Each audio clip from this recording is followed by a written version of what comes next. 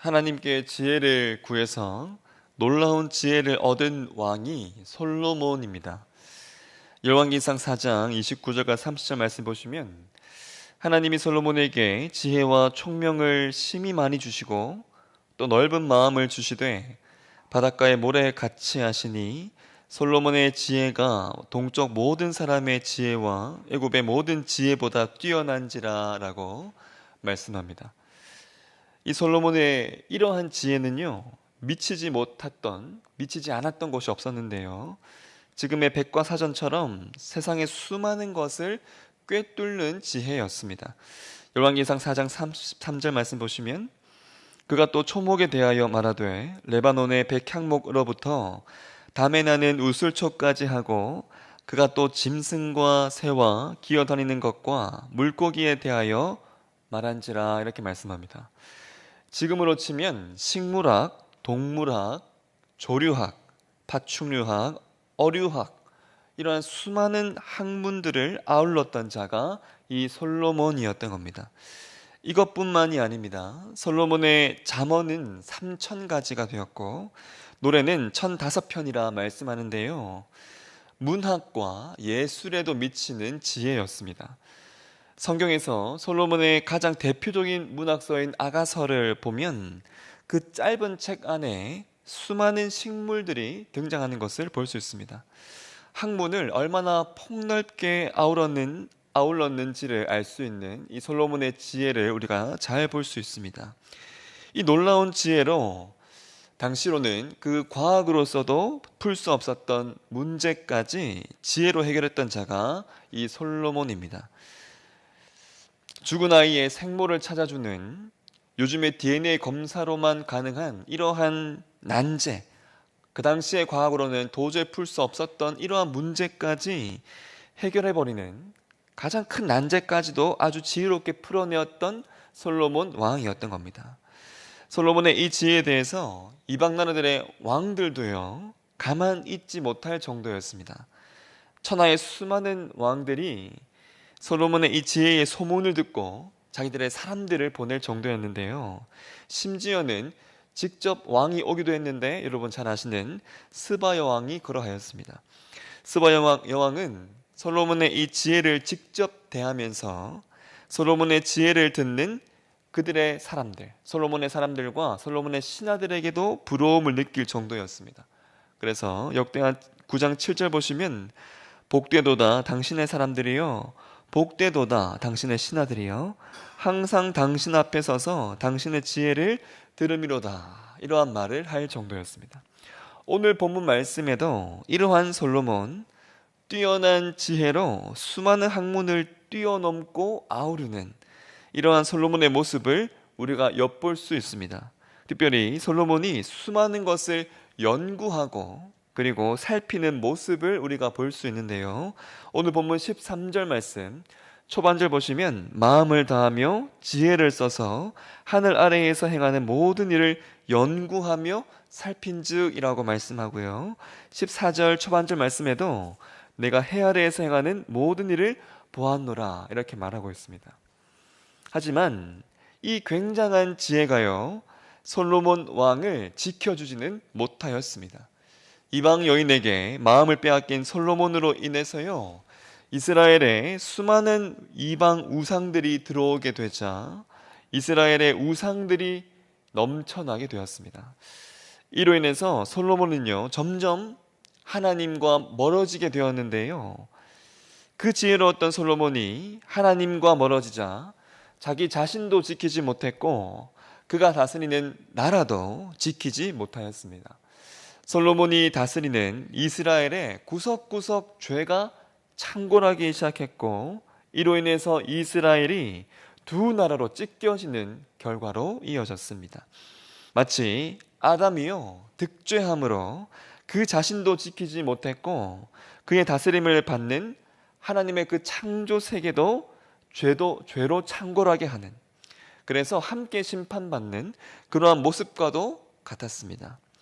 이렇게 하나님을 떠난 솔로몬이 그의 인생 말년에 인생을 돌아보면서 쓴 책이 바로 오늘 살펴보고 있는 전도서입니다.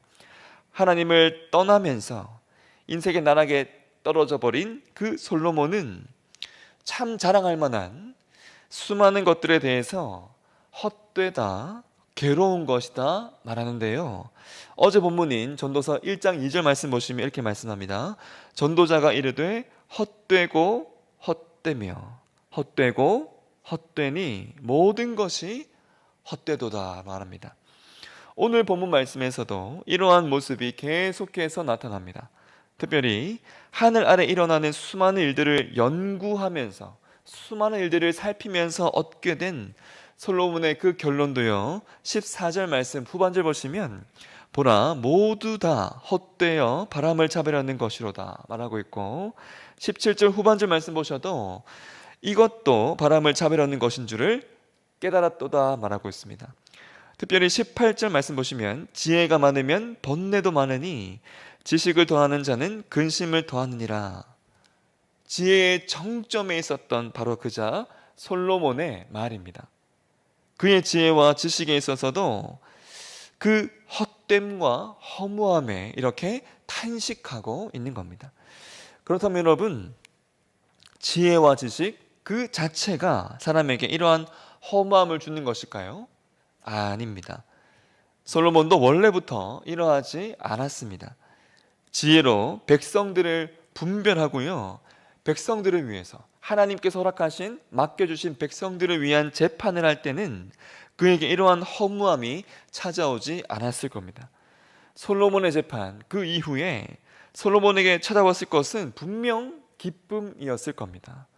그렇다면 솔로몬의 그 지혜와 지식에 왜 이렇게 허무함이 많이 있는 것일까요? 그것은 바로 솔로몬이 하나님 안에 있지 않았기 때문입니다. 하나님의 품을 벗어난 것, 그것은 결코 안식과 기쁨을 줄 수 없기 때문입니다. 하나님의 품을 벗어나려는 그러한 지식, 하나님께서 원하시지 않는 지식에 손을 대는 가장 그 첫 행위가요, 에덴 동산에서 있었습니다. 바로 하와가 선악과에 손을 대는 일이었습니다. 창세기 3장 5절 말씀 보시면 너희가 그것을 먹는 날에는 너희 눈이 밝아져 하나님과 같이 되어 선악을 알 줄 하나님이 아심이니라. 하와에게 접근했던 그 사단의 속삭임인데요. 사단은 인간에게 하나님을 벗어나는 하나님을 벗어나는 지식을 가지고 이렇게 유혹하였습니다. 지식이 하나님 품 안에 있지 않을 때 사단의 그 소나귀에서 어떠한 도구가 될 수 있는지를 잘 보여주는 장면입니다. 그 결과 하나님께서 원하시지 않는 그 지식에 손을 대는 하나님을 벗어나려고 하는 그러한 지식의 결과는요. 창세기 3장 19절 말씀인데요. 내가 흙으로 돌아갈 때까지 얼굴에 땀을 흘려야 먹을 것을 먹으리니 내가 그것에서 취함을 입었음이라. 너는 흙이니 흙으로 돌아갈 것이니라 하시니라. 즉 수고와 죽음이었습니다. 이와 같음을 솔로몬은요 헛되다 표현하고 있는 것이죠. 더 큰 문제는요 하나님을 떠난 이 지식과 지혜가 하나님을 무시하는 교만으로 나아간다는 점입니다. 오늘날의 과학을 보시면 그러한 모습이 참 많이 있는데요. 오늘 보면 17절 말씀 보시면 미친 것과 미련한 것들이라는 이 표현이 있는데 이러한 이 표현의 번역을 70인역에서는 비유와 과학으로 번역하고 있습니다. 요즘 사람들 이 과학이 발달하면 모든 것이 해결될 것이다 생각하고 모든 것의 해답이 이 과학에 있는 것처럼 여깁니다. 하지만 이에 대한 솔로몬의 대답은요 17절 말씀인데요. 솔로몬이 다시 마음을 다잡고 지혜를 알고자 비유와 과학의 마음을 썼지만 그것의 결과가 바람 잡는 것 같이 헛되고 헛된 것임을 깨달았다. 지혜의 정점에 있었던 솔로몬이 이렇게 말하고 있습니다. 요즘 사람들의 기대대로라면 과학이 빛나게 발달하면 발달할수록 우리의 삶에 밝은 부분만 가득해야 하는데요. 과학이 발달할수록 우리 인생에 고민과 아픔이 참 많이 생겨나는 것을 우리가 잘 알고 있습니다. 과학이 전쟁에 쓰여졌을 때 과학의 눈부신 발전은요 핵무기가 되었고 생물학 무기가 되기도 하였습니다. 과학뿐만 아니라 철학 또한 마찬가지입니다. 완전하게 알지 못하고요, 균형 잡힌 지식을 가지기 어려운 우리 인생이기 때문에 신의 존재를 부정하는 수많은 사상과 주의가 생겨나기 시작하였습니다. 하나님을 떠난 학문들은요, 이 세상의 기원조차도, 그 첫 시작조차도 마음대로 주무르려고 하면서 하나님의 존재도 부정하기 시작합니다.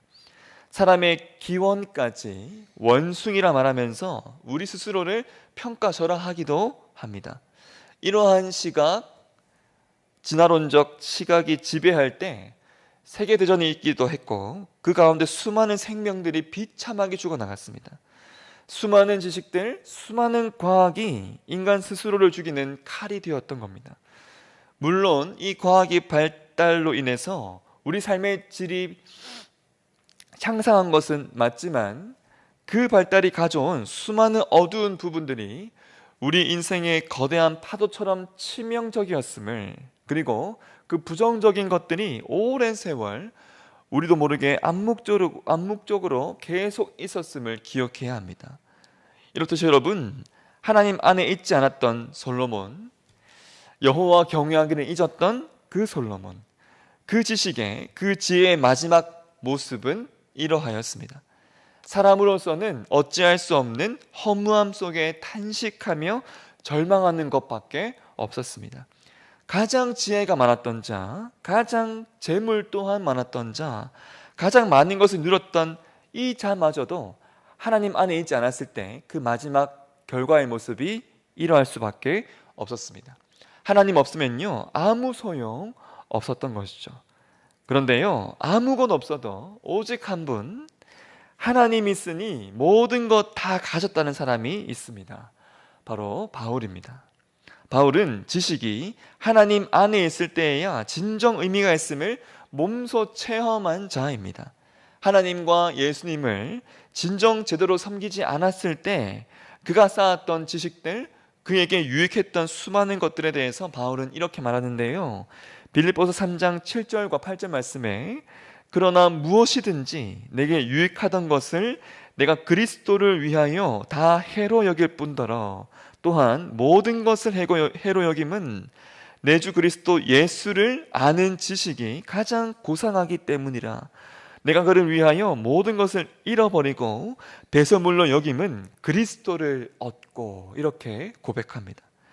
예수님 안에 있게 된 그 바울의 그 수많은 지식을 향한 최종적인 고백이 이러하였습니다. 그저 허무함으로 끝나지 않고요, 찬양과 기쁨이 있죠. 하나님과 점점 멀어져 갔던 그 지혜의 정점에 있었던 솔로몬의 그 고백과는 너무나도 달랐던 이유가 이 바울 안에 하나님 경외함이 있었기 때문이고요, 진정한 예수님이 그 안에 있었기 때문입니다. 그러하기에 지혜의 왕이신 이 예수님을 알아가는 것, 예수님으로 내 삶이 온전하게 채워지는 것, 예수님을 알미 진정 우리 삶의 참 기쁨임을 기억하시기를 소망합니다.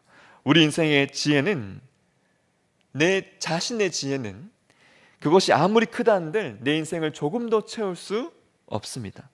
지혜의 근본이신 하나님, 우주 만물의 지혜와 질서와 수많은 법칙을 있게 하신 하나님께 나아갈 때 진정한 기쁨이 있음을 기억하시고, 특별히 하나님을 쏙 뺀 그 지혜, 그 지식은 사단의 무기가 될 수 있고 허무함과 절망만 있음을 여러분 동시에 기억하시면서, 오직 하나님으로 가득할 때 거창한 것이 아니라 아주 사소한 것에도 내 삶의 의미와 기쁨을 알게 하시는 그 복을 누리게 하심을 여러분 더 소망하시면서, 이 새벽 우리의 삶을 더 이 예수님으로 가득 채워나가시는 이러한 복을 누리시는 저와 여러분의 삶이 되시기를 간절히 축원합니다.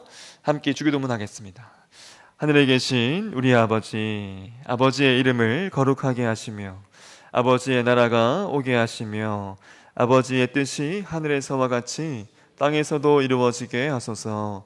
오늘 우리에게 일용할 양식을 주시고 우리가 우리에게 잘못한 사람을 용서하여 준 것 같이 우리 죄를 용서하여 주시고 우리를 시험에 빠지지 않게 하시고 악에서 구하소서.